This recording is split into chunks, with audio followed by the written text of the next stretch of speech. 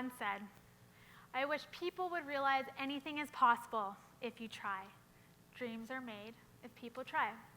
He was an inspiration to many because he took his hardship and he made something meaningful of it, creating awareness for cancer across Canada.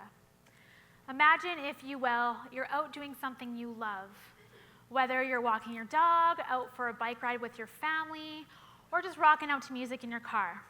All of a sudden, something goes wrong. Everything goes black. And days later, you wake up being told that the life that you know will never be the same. You take a moment, you let it sink in, and then what? Do you choose to embrace the challenge and find meaning in your new life like Terry did? I've had a lot of challenges in my life. I grew up on a game farm outside of Calmar, Alberta. Does anybody know where that is?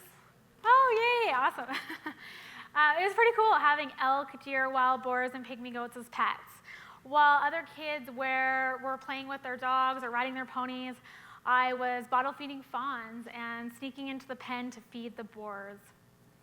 From the time I was young, I've always been an adrenaline junkie. I've loved quads, dirt bikes, a GT snow racer that my dad would pull behind the sled. I wasn't a very popular kid in school. I was awkward, shy, and I really disliked reading out loud. I was encouraged by my parents to play sports, so karate, soccer, volleyball, I tried it all. I really enjoyed playing basketball, but when I put a snowboard on my feet for the first time at 13, I just knew it was game over. Off the hill, I was self-conscious, and I never felt like I was good enough. But then I would get on my board and I would rip the mountain and I would just feel like I was in my zone and nothing else mattered. By 15, I got a job as a liftie at our local ski resort, Rabbit Hill, and so I could ride for free. I would spend most of my time off, ripping the mountain and in the park, pushing myself to be a skilled rider. From there, I spent many years chasing powder and the dream of someday becoming a professional snowboarder. However, as years went on, priorities changed. I got married at the age of 22, even though I wasn't ready at all. I realized quickly after getting married that my lack of self-esteem that I never worked on and my trust issues had resulted in a guarded heart. This played a huge role in my divorce only a year and a half after saying our vows. Devastated and unsure of how to start over, I decided to shift my focus into the small real estate company I had started. I constantly doubted my abilities of running this company. So I had a good friend and realtor who believed in me decide that he was going to help me run this business.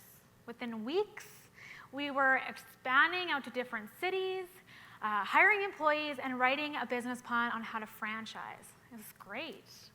I was finally starting to see light at the end of the tunnel, and we were all on our road to success. And then he suddenly passed away. It didn't take long for me to give up and sell what was left of the company to the competition. Forced to start over again, I decided to set a goal. I had stopped doing the things that I loved, like snowboarding and running, so I was like, I need to get my butt back in the gym. I'm going to do a fitness competition. I took 16 weeks, dedicated my life to training twice a day, and lived off chicken, quinoa, and green beans. 4 months after setting my mind to this goal, I stood backstage with 20 beautiful women covered in dream tan, wearing bikinis in bling. I have never been one of the spotlight, so I was very nervous, but surprisingly, I ended up finishing in the top 5 and walked away with a 4th place medal. I realized quickly after my competition that, yeah, I had changed in a lot of great ways, but deep down, I still didn't know who I wanted to be and what could make me happy. So one morning, I woke up and I thought, I need to start having fun again. I'm going to get my motorcycle license. I did exactly that. I took a course. I got on a friend's Gixxer 1000, which probably wasn't the best idea. I passed my driver's exam with flying colors, and then I went and bought myself a beautiful and fast Honda CBR 600. It was awesome. I was loving every minute of that adrenaline. I even took my holidays at work so I could ride this thing 8 hours a day. It took a split second for my whole life to turn upside down while I was doing something I loved. I was going up the Cochrane Hill with a bunch of friends for an evening ride, and I lost control of my motorcycle going 120 kilometers an hour. I hit my back brake, which caused my bike to lay down, pinning me between this 500-pound machine and the pavement. I slid several feet until I hit the guardrail again, causing me to do cartwheels in the air and hit the guardrail. Upon impact, I broke my hips, my pelvis, vertebrae, my right clavicle, punctured a lung, bruised my spleen, and broke almost all of my bones in both my legs that were sticking out of my skin. When I broke my right femur in 2 places, it severed my femoral artery, causing me to almost bleed to death. 3 complete strangers didn't hesitate to stop, call 911, and lay by my side as they gently told me to go be with God. When they were putting me on the STAR stretcher, they lost my vitals, and I experienced something I would never wish upon anyone. I had an out-of-body experience. I was looking down at myself, knowing I was in serious trouble. It was in that moment I was presented with my biggest challenge. The question became obvious. Do I fight to see my family and friends again? Or do I take the easy way out and give up? I told myself that today wasn't my day.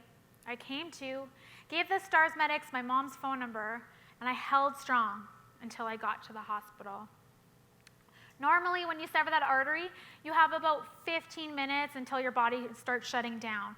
Because I was in such good shape, and I had a strong heart and the will to survive, I lived 23 minutes and was being pushed to the hospital doors as my body started to shut down and my condition turned for the worst. 3 days later, I woke up, confused, tried to rip the breathing tubes out of my throat. It was definitely a tough moment. I knew that I had been in an accident, but I wasn't aware that my family was told for the first 36 hours that I had a slim to none chance of survival, that I already lost 28 units of blood, which is almost 3 times what my body holds, or that I had already been through 4 surgeries. While I struggled to understand what was happening, my family did what they could to hold me together. They would sit by my side and tell me how much I was loved and prepare me for my future life with words of encouragement. I spent 7 days with those machines breathing for me. And when they finally came out, everyone knew that I had won the battle and I could start my recovery. What I didn't know is that my recovery would start with some very devastating news. Day 8, the bone doctor comes in, he starts telling me a story about how his neighbor's missing 2 legs, and he drives, and he goes to university, and I'm looking at this doctor, I'm like, why are you telling me this story? I played a game of 21 questions, didn't get any answers. And then my sister finally comes over and tells me they tried everything they could to save my right leg that was severely damaged by the guardrail. But unfortunately, it could not be saved. And they had to amputate it 8 inches above the knee. I'm sure you can imagine how hard that was to hear. I took a moment, I cried, and then something remarkable happened. It was almost like that inner strength that I had been fighting to see for 26 years came to life. And within a day, I decided I'm going to be a Paralympian and I'm going to be a fitness model again. Sure, there was doubt. And I would sometimes hear that it wasn't realistic. But I let that goal be my motivator through those tough days. I was starting to see a side of me that was great, a side of me that wasn't ready to give up. And even though this was new to me, my family had a sign that I would come out of this strong. My ex-husband Luke had been a great help for my family for weeks after the accident and was actually one of the first people to the hospital. On June 28th, The day after my accident, my family was told that I would go in for amputation surgery. He had come home that night after a long day at the hospital. He took everything out of his pockets, and there was a loonie in his pocket. It just so happens to have a picture of Terry Fox on it. It turns out that 31 years prior to that day Luke found the coin, Terry Fox had lost his battle to cancer and passed away. The next day, Luke went in. As I was going into surgery, my family came together and he showed them the coin, and they all agreed that it was a sign that my life as an amputee would be one of meaning. They also envisioned me playing sports again, and it was kind of cool because my brother Chris wrote in my ICU journal before I even knew about my leg how he could see me standing on the podium representing Canada.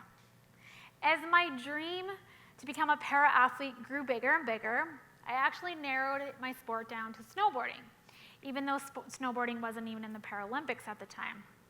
I contacted the national coach for my hospital bed. She was excited to hear from me. She was eager to get me out training. She was a little shocked when she found out that I was still at the foothills and hadn't even walked yet. Yeah.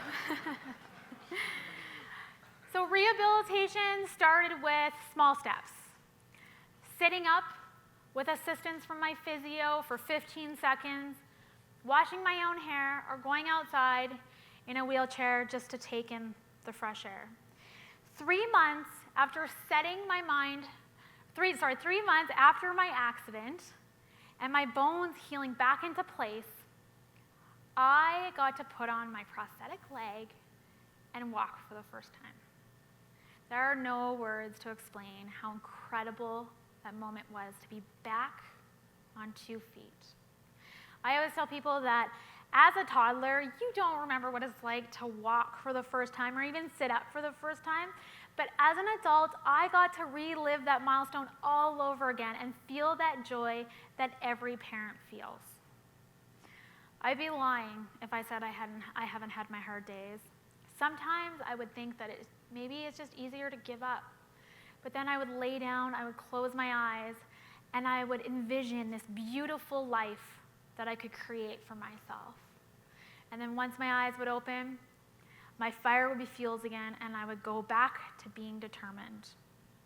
After what felt like forever, 5 months, I returned back home from the live-in rehab facility that I was in. It was a tough transition, being put back into the real world.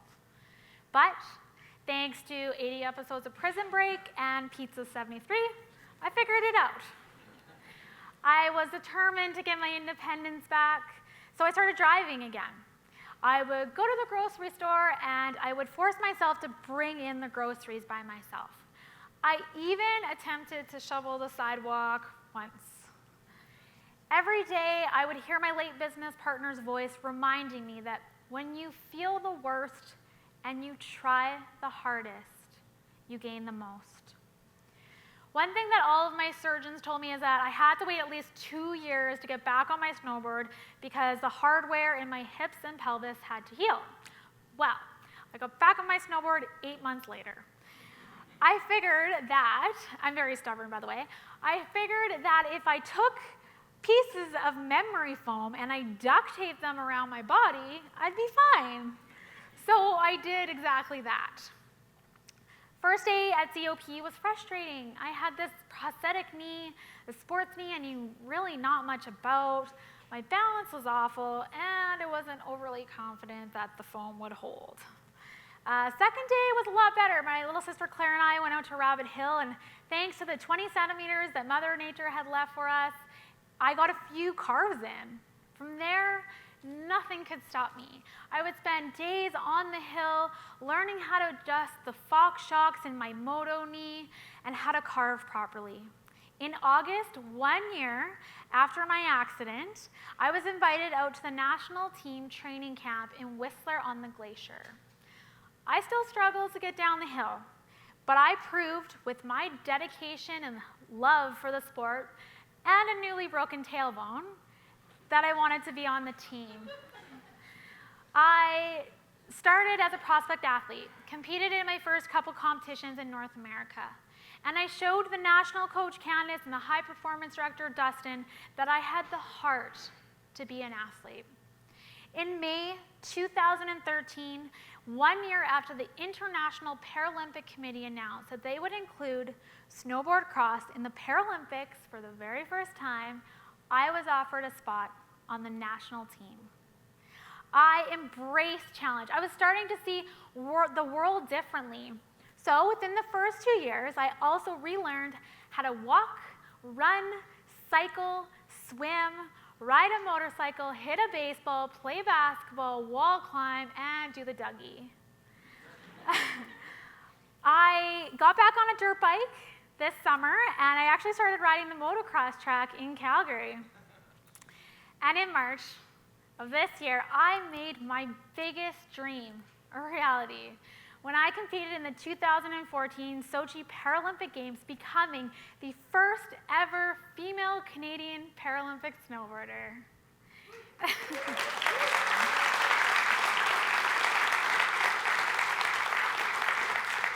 Thank you.